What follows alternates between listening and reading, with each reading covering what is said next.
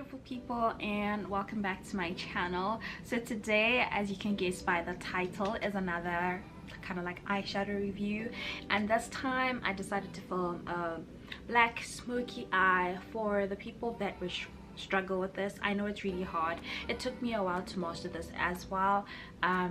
When I look back at my old photos, I'm just like, girl, what were you thinking? But it's okay, we all start from somewhere and we all learn as we go. So this is just a black smoky eye. I hope you guys learned something from me, and don't forget to like, don't forget to comment, and don't forget to subscribe. You know what I'm saying. I'm gonna be starting off with the lighter shade of orange as my transition color. You guys can get this palette, which is the Slaysfordays palette, from Swiitch Beauty on their Instagram or from their website. The most important thing about a black smoky eye is basically your blending. Your blending is key.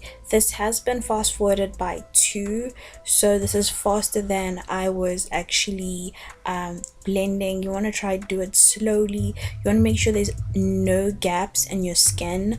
Then I'm going to be taking this shade of brown and I'm going to take it deeper into my crease, not as high as I went with the first shadow, just so we can make a base for that black eyeshadow that we're going to be applying to create the black smoky eye.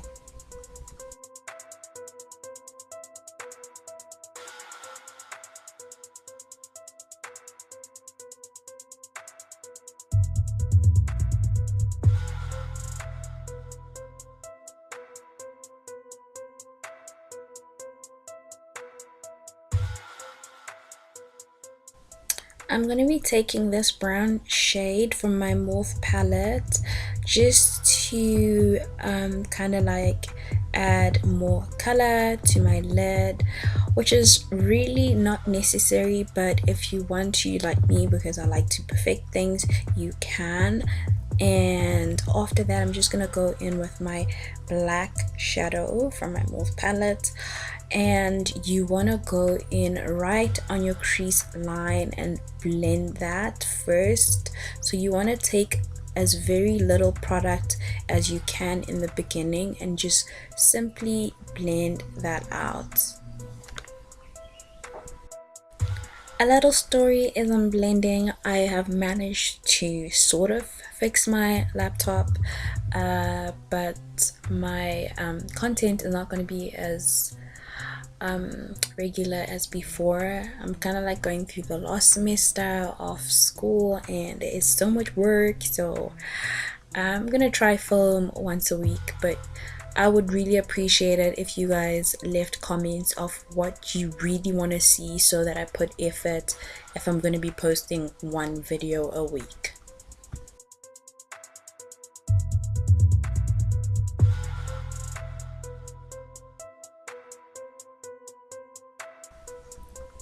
Unless you make sure that you're really blending your eyeshadow, you will not get the black eyeshadow right.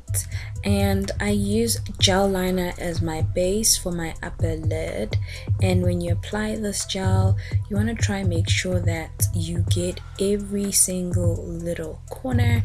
So you even want to get your lash line, and you want to go underneath, like every single spot where there's skin. You just want it to be black. You don't want any skin showing.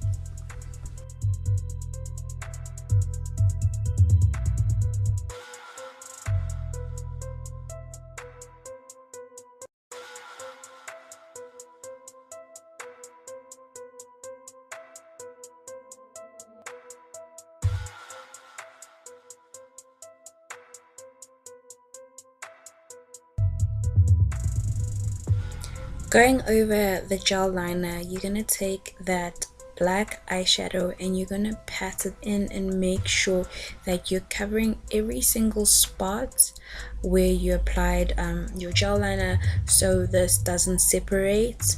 And then after applying all of it, you're gonna take a black liner and line your upper eyelid. I know this is so difficult. I struggled the most because this is not an area I'm used to applying liner. Then after that, I'm just gonna wipe off all the excess to prepare my face, and then you're gonna make sure you blend all of that in before just leaving it. You don't want it to look like you weren't ready.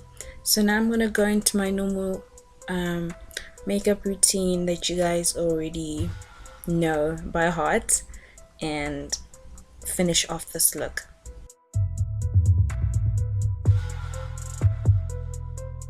I'm using black Opal foundation stick in Nutmeg, and I usually don't apply over my eyes. So over my eyes, under my eyes, I'm applying my orange corrector from Eylure Cosmetics, and then I'm just gonna blend that out.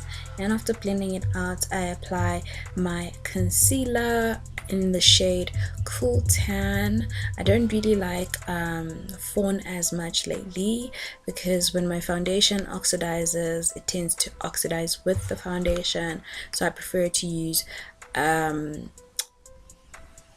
highlighter with cooler undertones.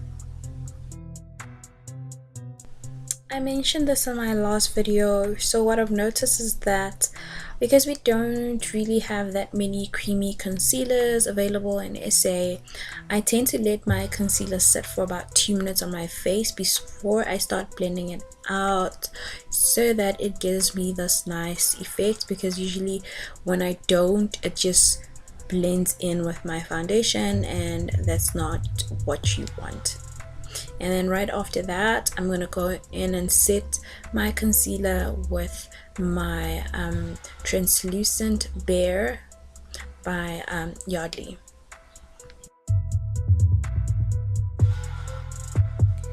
And then I use the same translucent powder to set the rest of my face, but I use as little product as possible for the rest of my face. I don't apply as much as I do in the areas where I've highlighted.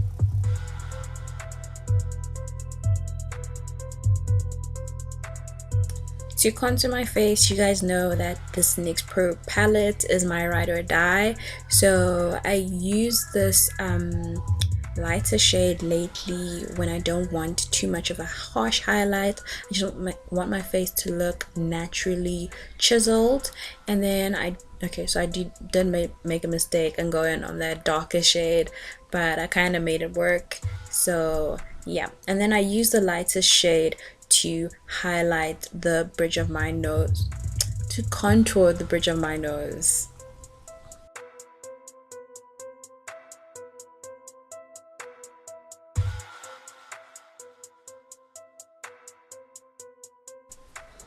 And then for under my eye, I take the same brush I used, and I don't dip it into any more product, as it still has a lot of excess product. I just use the excess product to smoke out my under eye.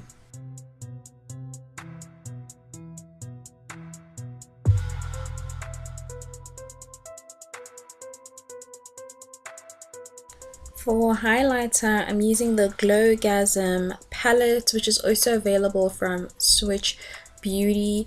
What I tend to do is that I don't only use one highlighter. I tend to pack on between 2 or 3 different shades of highlighter.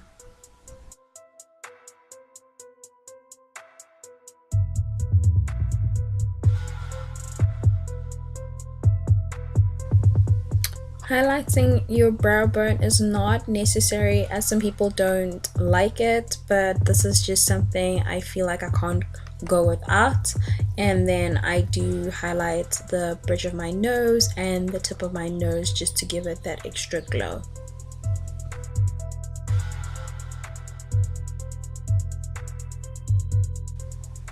For lip liner, I'm using my fave, which is LA Girl lip liner in the shade Chocolate.